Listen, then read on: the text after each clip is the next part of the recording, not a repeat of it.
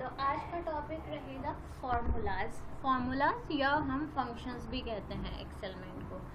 ठीक है, तो there are different types of formulas. Ma'am ये था कि अभी थोड़ा रेफरेंसिंग में मुझे अभी कॉन्सेप्ट बन नहीं पाया था, तो मैं उसको ट्राई करके देखूंगा। तो दिक्कत होगी तो फिर आगे की क्लासेस में आपसे पूछ लीजिएगा क्योंकि अभी तो हम बेसिक सेल रेफरेंसिंग का जो मेथड यूज़ करते हैं वही यूज़ करेंगे। मेनली जो हमारा एब्सोल्यूट रेफरेंसिंग है उसका इस्तेमाल हम करेंगे आगे चल के जब हम लुकअप्स को समझेंगे। बेसिकली जहाँ हमें रेंज फिक्स करना पड़ेगा वहाँ पे हमें रेफरेंसिंग को फिक्स करना पड़ेगा। ठीक है, तो कहीं डाउट आए तो आप पूछ लीजिएगा। रिलेटिव रेफरेंसिंग, एब्सोल्यूट रेफरेंसिंग क्या होता है।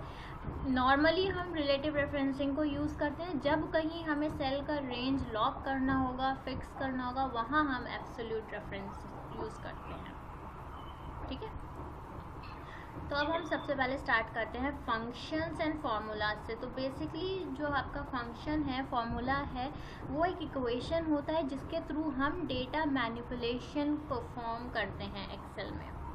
ठीक है, तो जो फार्मूला है बेसिकली उस फार्मूला एक्सेल में स्टार्ट होता है हमेशा इक्वल टू साइन के साथ में। कैसे स्टार्ट होगा? हमेशा इक्वल टू साइन के साथ स्टार्ट होगा।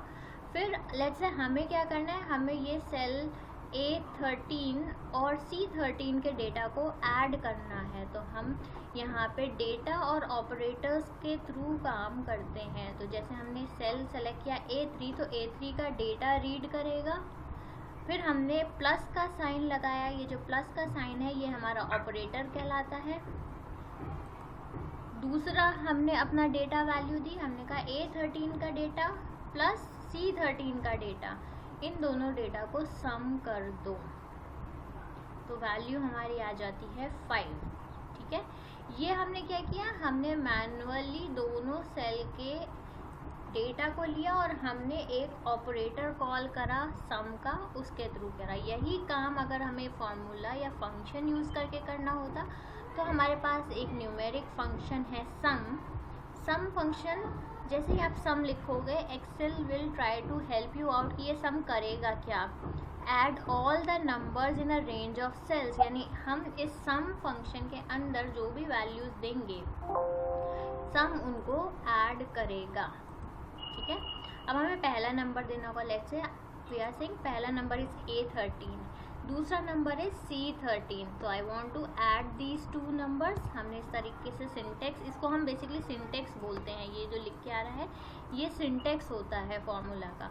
तो फॉर्मूला स्टार्ट होता है इक्वल टू साइन के साथ, फॉलोड बाय, उसके बाद हम फॉर्मूला का नाम देते हैं, हमें कौन सा फॉर्मूला एग्जीक्यूट कराना है, ब्रैकेट्स ओपन, ब्रैकेट्स के बाद हम आर्ग्यूमेंट्स देते हैं कि हमारे फॉर्मूला में क्या क्या वैल्यूज़ हम पास कराना चाहते हैं।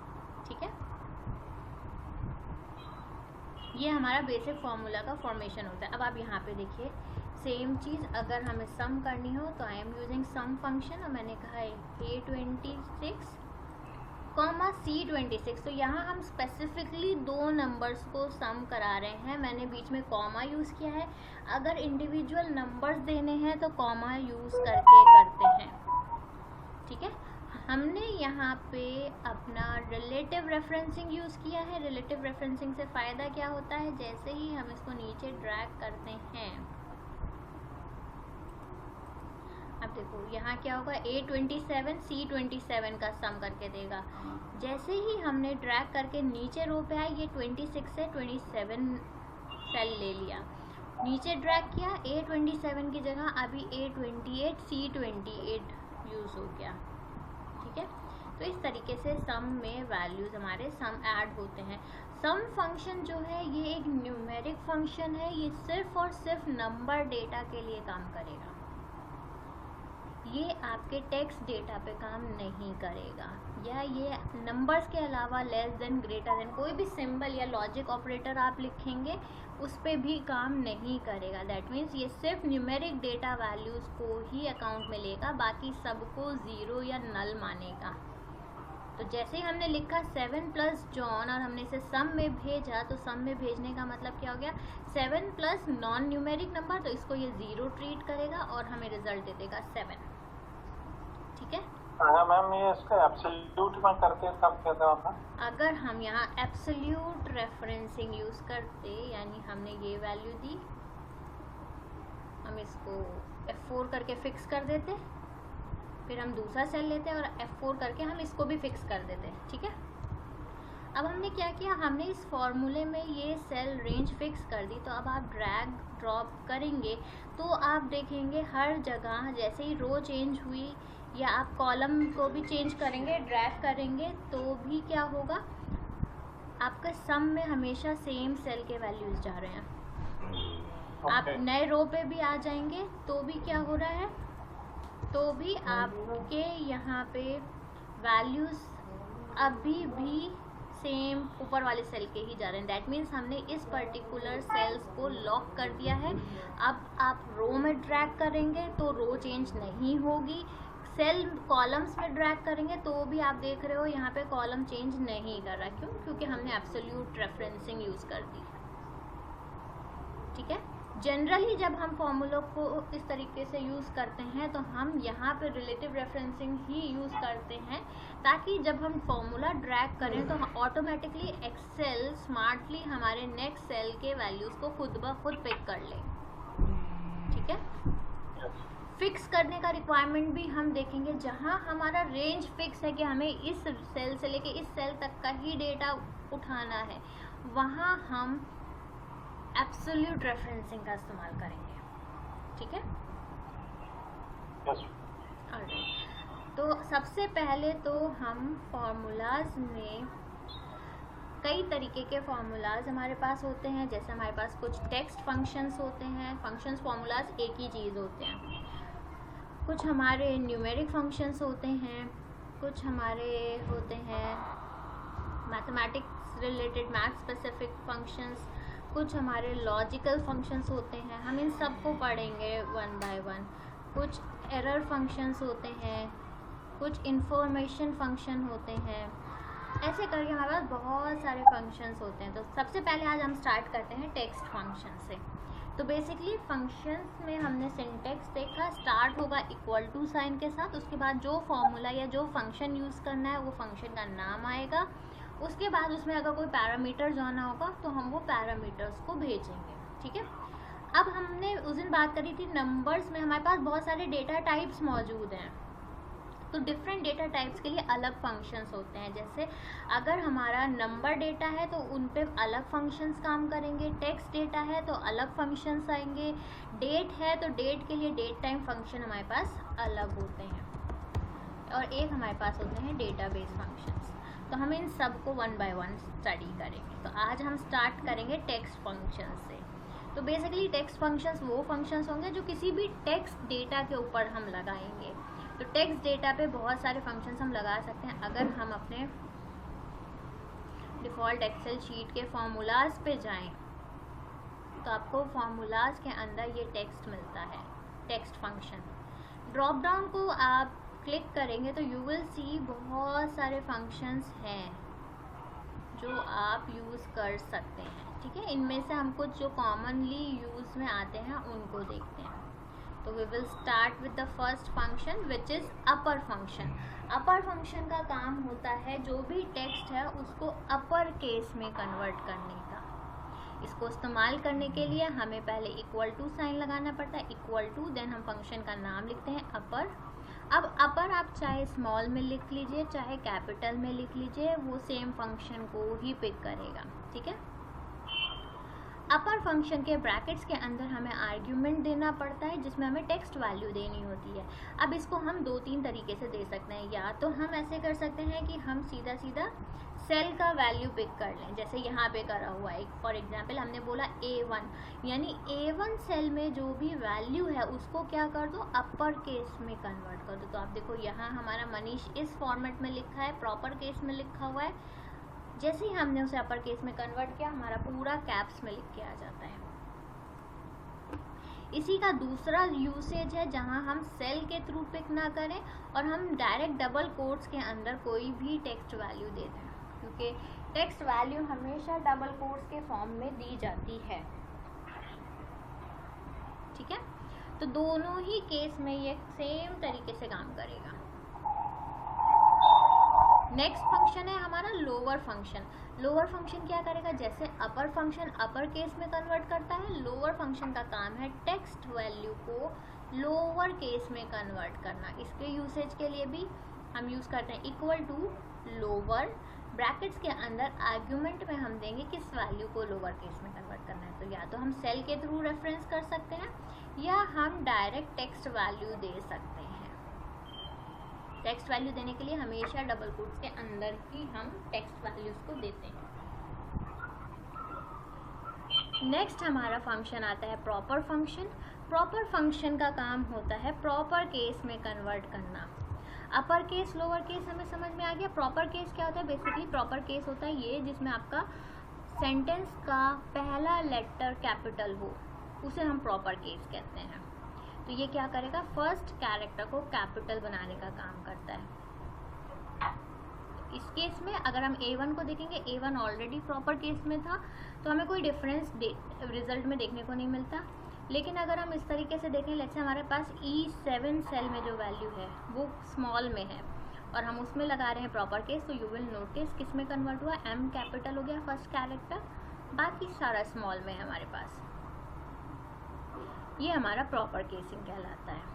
इसमें भी आप चाहें तो सेल रेफरेंस करके दे सकते हैं या फिर आप क्या कर सकते हो, आप डायरेक्ट टेक्स्ट वैल्यूज भी दे सकते हो।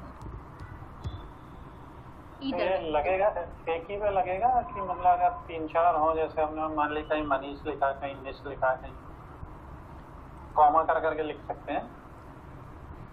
कॉमा करके लिखेंगे तो ये एक बार में एक सेल लेगा ना आपको, फिर मल्टीपल सेल्स में, अब वो भी हम देखेंगे। जैसे लेट्स से हमारे पास ये सारा डेटा है, ठीक है। अब इस पूरे डेटा को मुझे क्या करना है, प्रॉपर केस में कन्वर्ट करना है। तो ये सेल बाय सेल लगेंगे फॉर्मूला सारे। हमने कहा प्रॉपर एंड हमने ये सेल है हमारा E6, हमने कहा E6 के लिए हमें प्रॉपर केस लगाना है, ठीक है। इसको हम ड्रैग एंड ड्रॉप कर देंगे तो आप देखो हर एक सेल बाय सेल ही फॉर्मूला हमारा वर्क करेगा। क्यों, क्योंकि हमने स्पेसिफिकली एक सेल के लिए लगाया है फॉर्मूला, ठीक है। नेक्स्ट फंक्शन है लेफ्ट फंक्शन।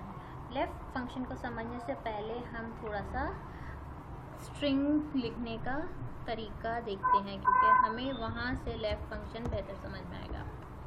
हमारे पास कोई भी टेक्स्ट होता है, जैसे अगर हम सेल में वैल्यू लिखते हैं इंडिया,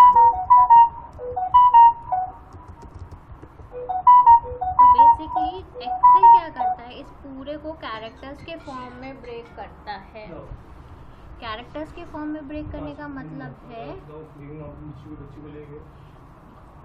ये कैरेक्टर 1 है, ये कैरेक्टर काउंटिंग 2 है, ये कैरेक्टर नंबर 3 है आपका, ये कैरेक्टर नंबर 4 और फिर आपका कैरेक्टर नंबर 5 आता है, ठीक है। इस तरीके से कैरेक्टर्स का सीक्वेंस चलता है।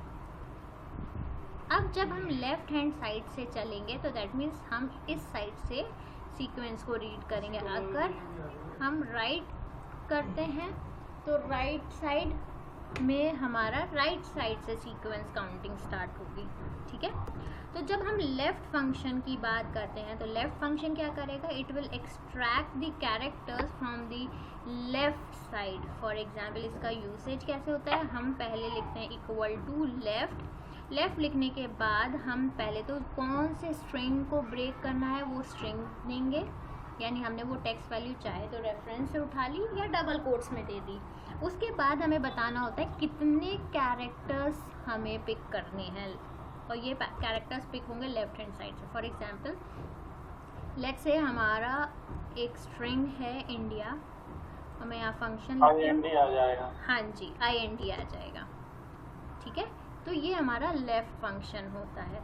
सिमिलर पैटर्न में हमारे पास एक फंक्शन होता है राइट।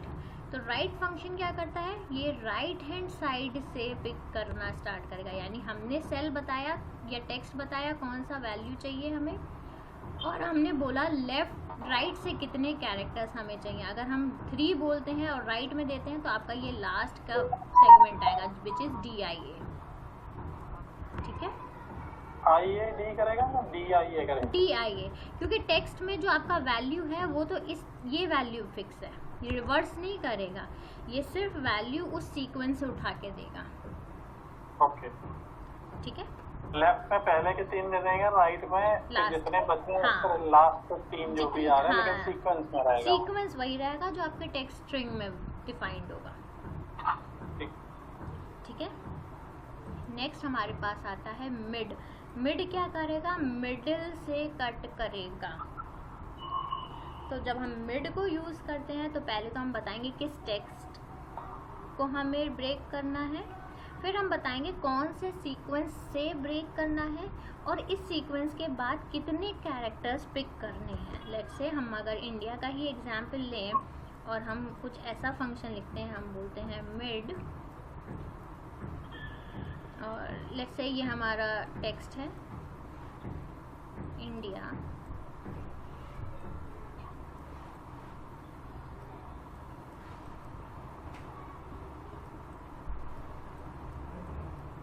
ठीक है, मिड में दे रहा है। हम कह रहे हैं I want to break it from second character, और सेकेंड कैरेक्टर के बाद मुझे 3 कैरेक्टर्स पिक करने हैं। तो इसका मतलब क्या होता है? इसका मतलब होता है कैरेक्टर नंबर 2 से ब्रेक करेंगे, और 2 के बाद कितने कैरेक्टर्स उठाने हैं? 1, 2 एंड 3। तो हमारा कितना सेगमेंट पॉसिबल होगा? यस, हमें जो आंसर में मिलेगा वो मिलेगा NDI। तो ये होता है मिड। लेफ्ट हमारा लेफ्ट साइड से कट करता है, राइट हमारा राइट से पिक करेगा, मिड हमारा सीक्वेंस के बीच से पिक करेगा। बस इसके सिंटेक्स में हमें पहले देना पड़ता है कि कहाँ से स्टार्ट करना है एंड देन कितने कैरेक्टर्स चाहिए वो। ठीक है।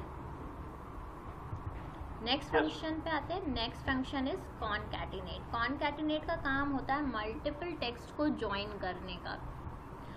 अब लेट्स से हमारे पास 3 टेक्स्ट डेटा है।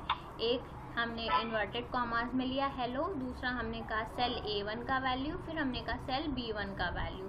जब हम इन तीनों को कॉनकैटिनेट में डालते हैं तो ये इन तीनों को सम करके दे देगा, जोड़ के दे देगा, बेसिकली टेक्स्ट ज्वाइन कर देगा। लेकिन टेक्स्ट ज्वाइन करेगा लेकिन बीच में कोई स्पेसिंग नहीं देता है। तो आपके तीनों टेक्स्ट विदाउट एनी स्पेस साथ के साथ लग के आते हैं। ठीक है, ये कहलाता है concatenate function. Similar to concatenate हमारे पास एक फंक्शन होता है which is text join. Text join क्या करेगा? कॉनकैटिनेट की ही तरह काम करता है, बस इसमें फ़र्क ये होता है हम यहाँ डिलिमिटर दे सकते हैं, यानी हम बता सकते हैं हमें अपने सेल्स के बीच में अगर कोई गैप, कोई स्पेस रखना है या कोई डैश लगाना है तो वो हम कैसे लगाएंगे। Let me open sheets. मेरा एक्चुअली यहाँ पे एक्सेल का जो वर्जन है वो पुराना डला हुआ है। तो text join is a function जो कि नए एक्सेल वर्जन के साथ कंपैटिबल है। तो अगर आपके पास एक्सेल 2019 ऑनवर्ड्स डला हुआ है तो टेक्स्ट ज्वाइन आपके लिए काम करेगा। अदरवाइज मैं आपको यहाँ पे दिखा देती हूँ टेक्स्ट ज्वाइन कैसे काम करता है। ठीक है, लेट्स से हमारे पास यहाँ पे डेटा है मनीष, ये हमारे पास है बेनीवाल। ठीक है, अब मैं दोनों चीज़ आपको दिखाती हूँ। कॉनकैटिनेट आप यूज़ करेंगे अगर, तो हम कॉनकैटिनेट के साथ पहला सेल भेजते हैं, फिर हम दूसरा सेल भेजते हैं और हम रिजल्ट देखेंगे तो Manish Beniwal without any space आता है। यही चीज़ अगर हम टेक्स्ट ज्वाइन यूज़ करते हैं तो टेक्स्ट ज्वाइन में हम पहले डिलिमिटर देते हैं कि हमें मनीष और बेनीवाल यानी दोनों जो स्ट्रिंग्स हैं, टेक्स्ट हैं, उनके बीच में कोई डिलिमिटर डालना है कि नहीं। अगर हाँ तो जैसे हमने बोला हम वाइट स्पेस डालेंगे। फिर ये हमसे पूछता है क्या हमें एम्प्टी सेल को इग्नोर करना है। अगर आप चाहते हैं एम्प्टी सेल इग्नोर हो जाए तो आप इसे ट्रू कर सकते हैं। अगर आपको एम्प्टी सेल इग्नोर नहीं करना है तो आप यहाँ फॉल्स कर सकते हैं। बाय डिफ़ॉल्ट हम ट्रू लेके चलते हैं कि बीच में कोई एम्प्टी सेल आए तो वो ऑटोमेटिकली उसको स्किप कर दें। फिर हम हमारा टेक्स्ट वैल्यू देते हैं। तो I will select this column A3, second I will say B3। तो हम कह रहे हैं A3 और B3 को टेक्स्ट ज्वाइन लगा दो। तो this is the difference between concatenate and text join. Concatenate आपको डिलिमिटर ऐड करने का ऑप्शन नहीं देता, टेक्स्ट ज्वाइन में हम डिलिमिटर ऐड कर सकते हैं। एंड ज़रूरी नहीं है यहाँ हम स्पेस ही दें, हम यहाँ कोई भी सीक्वेंस दे सकते हैं। आप जो हाइफन भी लगा सकते हैं, हाइफन भी लगा सकते हैं। आप जो भी सीक्वेंस यूज़ करेंगे सेल्स के बीच में वही सीक्वेंस आने वाला है, ठीक है। तो ये हमारा कहलाता है text join function. Next function है लेंथ फंक्शन। लेंथ फंक्शन का काम होता है ये आपके एंटायर टेक्स्ट का स्ट्रिंग का लेंथ कैलकुलेट करके बताएगा। दैट मीन्स इसको यूज़ करने के लिए हम बोलेंगे equal two lane, and let's say हमने बोला A1 सेल का लेंथ दे दो, तो A1 सेल में मनीष है, मनीष का लेंथ काउंट करेंगे तो कैरेक्टर लेंथ मतलब number of characters M1 2 3 4 5 and 6, यानी लेंथ कितना हो गया 6। इसका मतलब है 6 कैरेक्टर्स हैं हमारे इस सेल A1 में, ठीक है। yes. नेक्स्ट आता है एग्जैक्ट फंक्शन। एग्जैक्ट फंक्शन का इस्तेमाल हम करते हैं वैल्यूज़ को कंपेयर करने के लिए कि क्या दो स्ट्रिंग वैल्यूज सेम है या नहीं है। एंड ये जो मैच फंक्शन है ये केस सेंसिटिव होता है, यानी अब देखिए हमने पूछा एग्जैक्ट A1 को A1 से ही मैच करा के देखा तो आंसर ऑब्वियस सी बात है ट्रू आना चाहिए क्योंकि सेम सेल से ही रेफर करवा रहे हैं। अब अगर हम एग्जैक्ट यूज़ करें ये मनीष पे और स्मॉल वाले मनीष पे, देखा जाए तो दोनों ही मनीष हैं, लेकिन एक में कैपिटल से है एक में केसिंग स्मॉल से है। तो एज पर एक्सेल ये दोनों का केसिंग एक प्रॉपर केस में है एक लोअर केस में है, तो ये दोनों क्या है मैच नहीं हो रहे हैं, तो आपको रिजल्ट में मिलेगा फॉल्स। तो बेसिकली एग्जैक्ट का काम होता है चेक करना क्या दो टेक्स्ट वैल्यूज एग्जैक्टली सेम है या नहीं, ठीक है। नेक्स्ट फंक्शन है सर्च। सर्च का काम है हमें जो भी कैरेक्टर वैल्यू सर्च करनी होगी टेक्स्ट में वो भेजेंगे, तो एक्सेल हमें बताएगा ये पर्टिकुलर कैरेक्टर किस इंडेक्स पे मिलने वाला है। सर्च के लिए सिंटेक्स होता है सर्च, पहले हम अपना कैरेक्टर बताएंगे जो हम ढूंढना चाहते हैं, फिर हम अपना स्ट्रिंग टेक्स्ट देंगे जिसमें ढूंढना है। एंड ऐसा कई बार हो सकता है जैसे same character multiple times repeat हो रहा हो, तो हमें बताना होगा हमें कौन से नंबर का अकरेंस पिक करना है, यानी पहला अकरेंस पिक करना है दूसरा पिक करना है या कौन सा करना है, ठीक है। तो फॉर एग्जाम्पल हमने यहाँ सर्च करना है, हम ढूंढना चाहते हैं कि इज़ कहाँ है इस पूरे टेक्स्ट में, इस कौन से कैरेक्टर से स्टार्ट हो रहा है कौन से पोजीशन से स्टार्ट हो रहा है। हमने कहा जो भी इसका पहला अकरेंस हो उसका वैल्यू उसका डेटा हमें दे दो। तो अब आप देखो इंडिया यानी 6 कैरेक्टर, इसके बाद एक कैरेक्टर आ गया 7, सॉरी इंडिया 5 कैरेक्टर्स, एक वाइट स्पेस 6, यानी 7th इंडेक्स से आपका इज स्टार्ट हो रहा है, तो आंसर में हमें मिलता है 7। दैट मीन्स जो पोजीशन है इसकी वो 7th कैरेक्टर है, ठीक है। कैसे बता रही है? सर्च का काम होता है जो भी वैल्यू हम देंगे उसको हमारे टेक्स्ट में सर्च करके बताएगा कि ये वैल्यू किस इंडेक्स पे लाई कर रहा है, ठीक है। तो सर्च का जो फॉर्मूला है उसमें सबसे पहले हम आर्गुमेंट में देंगे हमें कौन सा कैरेक्टर ढूंढना है या कौन सा टेक्स्ट ढूंढना है। तो हमने बोला हमें जो टेक्स्ट ढूंढना है वो है इज, ठीक है। किस टेक्स्ट में ढूंढना है हमने अपना ओरिजिनल टेक्स्ट दिया कि दिस इज द टेक्स्ट। अपना ओरिजिनल लिखना पड़ेगा, वो इसमें भी कर सकते हैं, सेल भी डाल सकते हैं। आप सेल डाल सकते हैं, इट्स नॉट नेसेसरी कि आपको यही लिखना पड़े, आप सेल से पिक कर सकते हैं, दोनों तरीके से काम करता है ये, ठीक है।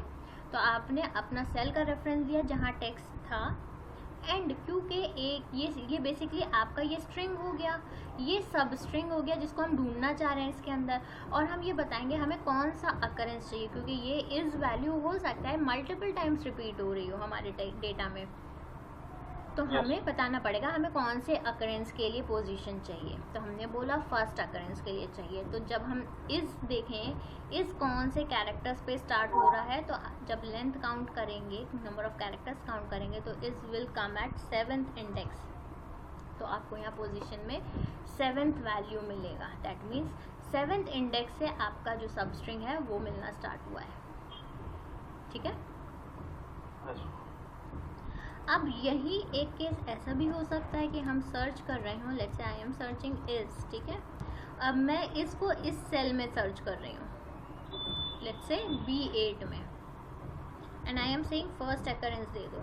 अब आप B8 का टेक्स्ट देखो तो B8 में तो आपको इज मिल ही नहीं रहा है, तो आपको एरर थ्रो करा है एक्सेल ने, which is a value error. That means आप जो वैल्यू पुल कराना चाह रहे हैं उसमें एरर है। क्यों? क्योंकि आपको इंडेक्स मिलेगा ही नहीं, क्योंकि ये वैल्यू एग्जिस्ट नहीं करती है। ठीक है, मिलेगा तो इंडेक्स वैल्यू रिटर्न कराएगा, नहीं मिलेगा तो आपको वैल्यू एरर आएगा। Alright, next set of function पे आते हैं विच इज रिप्लेस। रिप्लेस का काम है ओरिजिनल टेक्स्ट को किसी नए वैल्यू से चेंज करना। ठीक है, अब इसको हम कैसे लगाते हैं? हमने यूज किया रिप्लेस फंक्शन। पहले हमने अपना पूरा ओरिजिनल टेक्स्ट दिया, यहाँ आप सेल रेफरेंस भी यूज कर सकते हैं।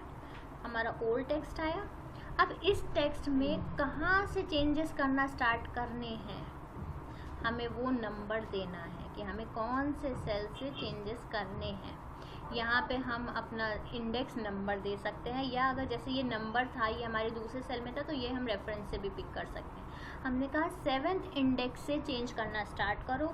कितने कैरेक्टर्स चेंज करने हैं? हमने बोला 2 कैरेक्टर्स को चेंज करना है, यानी 7th कैरेक्टर आई है, आई के बाद एस, आई और एस मिलके 2 कैरेक्टर्स बनेंगे, तो यानी बेसिकली हम इंडिया इज में इज को रिप्लेस करना चाह रहे हैं। ठीक है, यहाँ तक हमने बताया किस इंडेक्स से किस इंडेक्स तक वैल्यू चेंज करनी है। फिर हम फाइनल देंगे कि हमें क्या नया वैल्यू पुट करना है उसकी जगह पे। कि हमने बोला इज रिप्लेस करना चाहते, तो इसको रिप्लेस किससे करना है? हमने बोला ये वॉज वैल्यू से रिप्लेस कर दो। जैसे ही आप ये एंटर हिट करते हैं, you will get India was my country. Original text था इंडिया इज माई कंट्री, और हमने इसमें से इज को रिप्लेस करके वॉज बना दिया। ठीक है, नेक्स्ट एक फंक्शन होता है हमारे पास टेक्स्ट फंक्शन। टेक्स्ट फंक्शन का काम होता है कोई भी फॉर्मेट में हमारा डेटा हो उसको टेक्स्ट फॉर्मेट में कन्वर्ट करने के लिए हम इस्तेमाल करेंगे। ठीक है, जैसे कि लेट्स से हमारे ये सेल C1 में, वेयर इज C1, ये C1 में हमारे पास डेटा है 7। ठीक है, 7 बाय डिफ़ॉल्ट क्या है? एक जनरल नंबर है, बट हम चाहते हैं हम इस नंबर को करेंसी में करके देख पाएँ। तो हमने क्या किया? टेक्स्ट फंक्शन का इस्तेमाल किया और हमने कहा C1 जो है इसका फॉर्मेट चेंज कर दो। क्या फॉर्मेट रखना है? ये फॉर्मेट में हम कुछ भी वैल्यू दे सकते हैं। हमने बोला फॉर्मेट ऐसा होना चाहिए कि $साइन आए, उसके बाद 3 प्लेसेस तक वैल्यू आए, .0, 2 डेसिमल वैल्यूज़ में 0 आए। तो हमारे जो 7 नंबर था इसको इस टाइप के फॉर्मेट में कन्वर्ट कर दो। तो कन्वर्ट करते ही नॉर्मल जो हमारा नंबर था 7, वो क्या बन गया? वो इस फॉर्मेट में शो हो गया विद अ $साइन एंड अ डेसिमल फॉर्म। ठीक है, इस टेक्स्ट फंक्शन को हम आगे भी देखेंगे जहां हम एक डेट फॉर्मेट से दूसरे डेट फॉर्मेट में लाना चाहेंगे, वहां भी हम इस टेक्स्ट फंक्शन का इस्तेमाल करेंगे। ठीक है, ऑलराइट, तो ये कुछ आपके बेसिक फंक्शंस होते हैं जो कि टेक्स्ट रिलेटेड डेटा पे आप कर सकते हैं। ऐसे ही बहुत सारे और भी फंक्शन होते हैं, कैरेक्टर है, क्लीन है, आप इनको एक्सप्लोर कर सकते हो। ट्रिम भी है, बहुत सारे फंक्शंस होते हैं। तो these are the basic one जो ज़्यादातर इस्तेमाल में आते हैं। ठीक है, तो आज की क्लास में हम सिर्फ टेक्स्ट फंक्शंस को ही पढ़ा है हमने। I want you to practice this up. मैं आपको एक शीट शेयर कर दूंगी जिस पे आप इन फंक्शंस को प्रैक्टिस करके थोड़ा सा अंडरस्टैंडिंग बिल्ड करिएगा, ताकि आपको सिंटेक्स समझने में आसानी बिल्ड हो जाए। क्योंकि आज पहली बार देख रहे हैं तो बहुत सारे कुछ सिंटेक्स समझ में नहीं आ रहे होंगे। तो सबसे बढ़िया चीज़ एक्सेल में ये है, हम जो भी फंक्शन यूज़ करना चाहेंगे, जैसे ही हम फंक्शन का नाम लिखते हैं तो ये पहले ही हमें बता देगा ये फंक्शन क्या करने वाला है, ये आपको हॉवर्ड में। और जैसे ही आप ब्रैकेट स्टार्ट करेंगे ये खुद गाइड कर देगा आर्ग्यूमेंट में क्या जाना चाहिए। बस आपको पता होना चाहिए ये टेक्स्ट क्या है, स्टार्ट नंबर का मतलब क्या होता है, नंबर ऑफ कैरेक्टर्स का मतलब क्या होता है। ठीक है जी।